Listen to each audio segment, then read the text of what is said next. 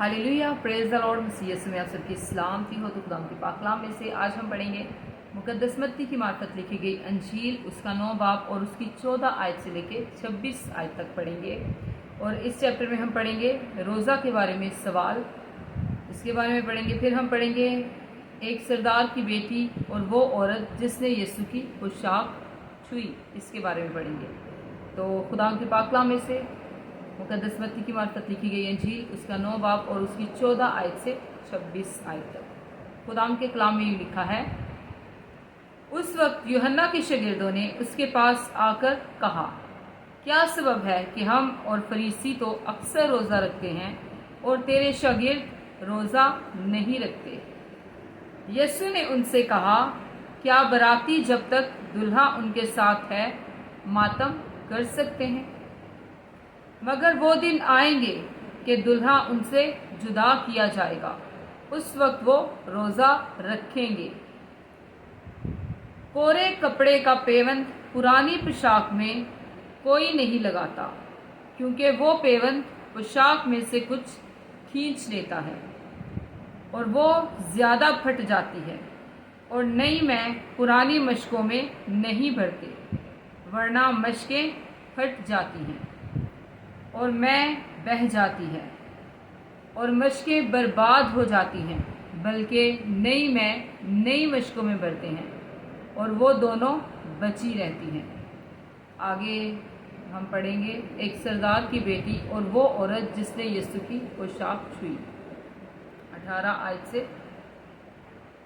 वो उनसे ये बातें कह ही रहा था कि देखो, एक सरदार ने आकर उसे सजदा किया और कहा, मेरी बेटी अभी मरी है, लेकिन तू चल कर अपना हाथ उस पर रख तो वो जिंदा हो जाएगी। यीशु उठकर अपने शागिर्दों समेत उसके पीछे हो लिया।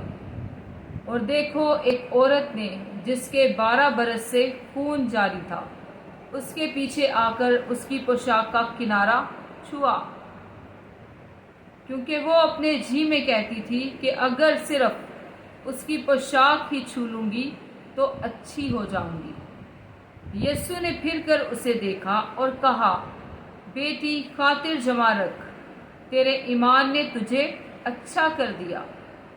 बस वो औरत उसी घड़ी अच्छी हो गई।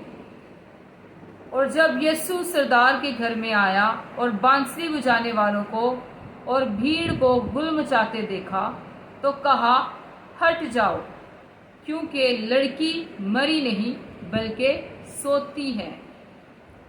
वो उस पर हंसने लगे, मगर जब भीड़ निकाल दी गई तो उसने अंदर जाकर उसका हाथ पकड़ा और लड़की उठी। और इस बात की शोहरत उस तमाम इलाका में फैल गई। खुदा का पाक कलाम पढ़े जाने और सुने जाने पर खुदा की बरकत आप सब पर हो। खुदा का शुक्र हो। आमीन। हमेशा शाद रहें, आबाद रहें, और जैसे जैसे खुदा आपको तौफीक दे, खुदावंद की खिदमत के कामों को करते रहें। God bless you. Praise the Lord. Hallelujah. आमीन।